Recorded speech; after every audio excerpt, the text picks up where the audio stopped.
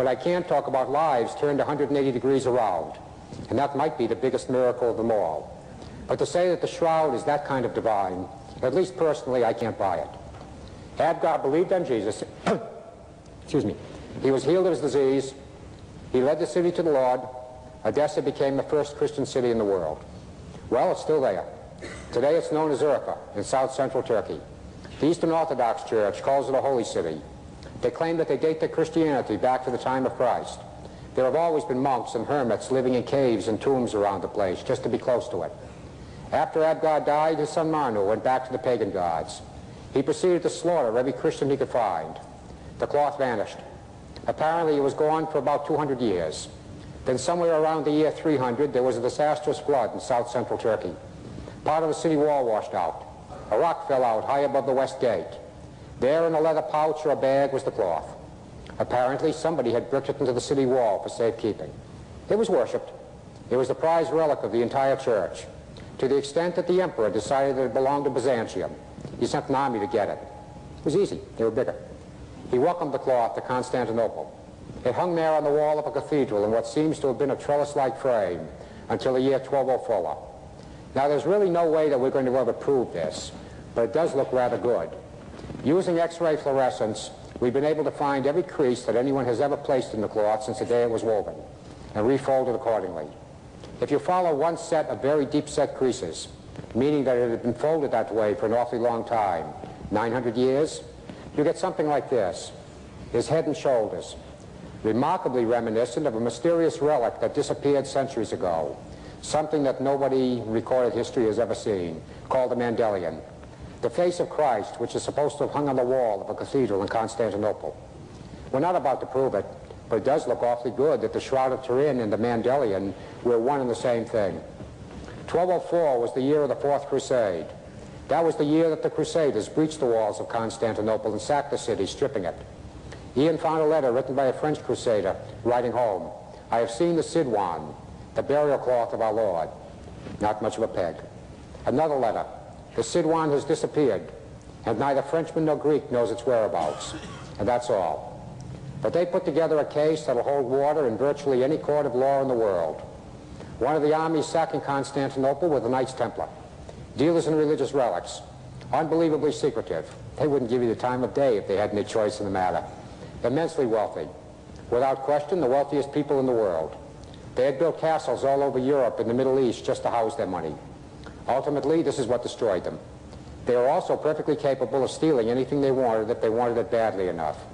And it's perfectly easy to imagine a crusader finding the cloth hanging on the wall, literally ripping it off, shoved under a leather jerkin. It's on its way to France. Circumstantial. But around the year 1300, the Templars were in awfully big trouble. That money of theirs was driving the King of France right out of his mind. They had more than him. And somewhere there's an unwritten law that no one should have more money than the king. All he needed was half an excuse to get it. He got that excuse when the rumor went around France that the Templars were idolatrous. They were worshipping a face, the face of a bearded man on a cloth. I'm not certain that anyone has ever proven that the king made any real attempt to find it. He didn't want it, he didn't need it, he couldn't have cared less. He had what he wanted. He got the money, not without a good scrap, but he got it. He pulled a pre-dawn raid that would have made Hitler proud of him.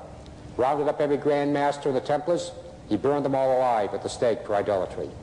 Every man died protesting his innocence at least to idolatry, but he died.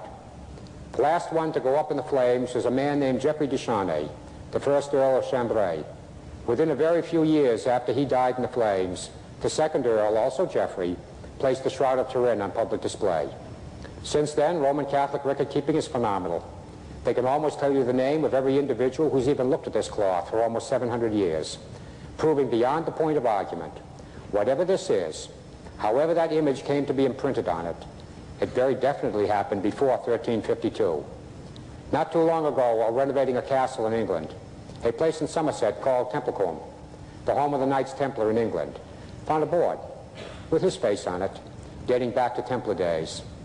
They had it. However they may have gotten it, the Knights Templar had it. At the same time that John and Ian had been doing their thing in England, and they weren't alone. In Zurich, until he died about a year ago, was a botanist by the name of Max Fry. Possibly half of us here tonight are old enough to remember the name. It was on the front page of every newspaper in the world a while back. Max headed up the commission of criminologists that investigated Dag Hammarskjöld's death. That's what he was, a criminologist, working for the police departments all over Europe, special consultant to the UN, the kind of a man that would take a dust sampling off of your clothes, tell you where you went, what you did, and the other person's first name. He was positively dangerous. He saw a highly enhanced photograph of the cloth. He saw what he thought was pollen caught in the weave, and that was Max's field. Pollen, you probably know, is just as identifiable as your fingerprint. There are no two types of plants producing a pollen that's even slightly similar. If you find pollen, you know what kind of a plant it came from. If you know where that plant grows, you know where the object has been. It's that simple. We've got pollen caught in the weave of every item of clothing we have on tonight that's been exposed to the open air. It's microscopic, but you're not going to get it out by washing it or dry cleaning it. It's there. If you're smart, you keep it away from people like Max. They might tell you too much about yourself. It's almost a literal miracle that in '72 he asked for and he got permission to take a dust sampling off the cloth. He identified some 28 types of pollen in that first sample. It was no tremendous surprise to anybody that the first one he definitely tied down was a type of beech growing exclusively in northern and central Europe. Big deal. The cloth turned up in France. He found pollen from plants that grow nowhere in the world but Italy. It's been in Turin since the 1400s. He found 8 types of pollen from plants that grow nowhere in the world but southern and central Turkey, in the area around Constantinople, proving that France is not where the cloth originated. And maybe, just maybe, Eusebius wasn't the bull artist they've been calling him for so many centuries. It could very well be that he knew exactly what he was writing about back in the year 300. Then Max turned up 9 types of pollen that couldn't be identified in any textbook on botany, and he was supposed to have owned them all. He said it's not unusual that there are a large number of unimportant, unclassified plants. He called it an educated guess. I can't copy the German accent. You go to where maybe the cloth was. A quick flight to Israel, a walking tour of Judea with his glass, and Max found what he wanted. I'm quoting him. Desert plants that grow nowhere in the world but southern Israel, in the area around Jerusalem and the Dead Sea. In my professional opinion, at some time in its history, this cloth has been exposed to the open air in Italy, France, southern or central Turkey, and southern Israel, in the area around Jerusalem and the Dead Sea. Since then, several more samplings, a lot more pollen. They fill in the gaps, they tie it all together a lot tighter. But then, sitting with his microscope in his living room in Zurich, he did what never crossed anybody's mind. It was strictly a bonus, a gift. Max had taken the cloth backward in time 1,000 years. He had found fossilized pollen from plants that had been known to be extinct since the early centuries.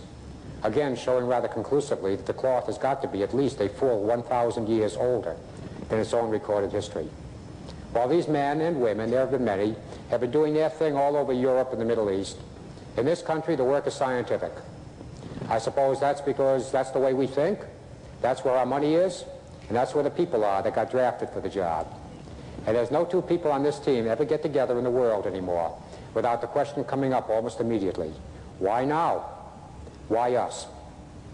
You see, almost nobody wanted anything to do with it. In 1978, the mildest thing I called the Shroud of Turin was garbage.